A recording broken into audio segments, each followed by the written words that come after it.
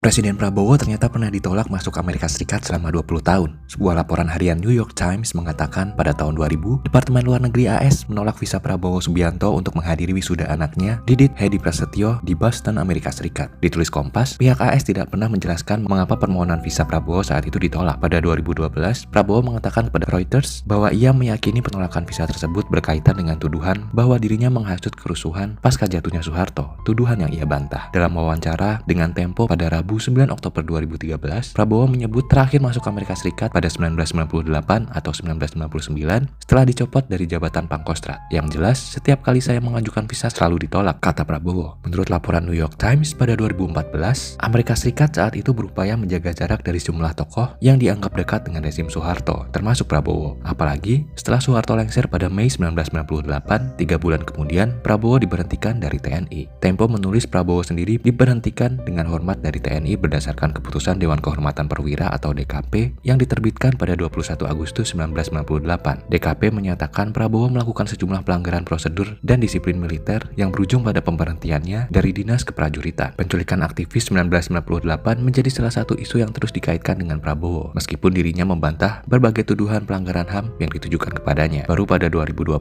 AS akhirnya memberi izin kepada Prabowo untuk bertandang ke wilayahnya setelah ia menjadi Menteri Pertahanan di era Presiden Joko Widodo untuk memenuhi undangan Pentagon, markas besar Departemen Pertahanan Amerika Serikat. Keputusan Donald Trump saat itu juga ternyata menuai polemik. Dikutip dari Arab News, para ahli mengkritik keputusan tersebut karena dinilai menunjukkan kesediaan Washington untuk mengesampingkan isu HAM demi kepentingan strategis. Pemerintah AS sendiri tidak pernah secara resmi menjelaskan alasan penolakan visa Prabowo maupun alasan pemberian visa pada 2020.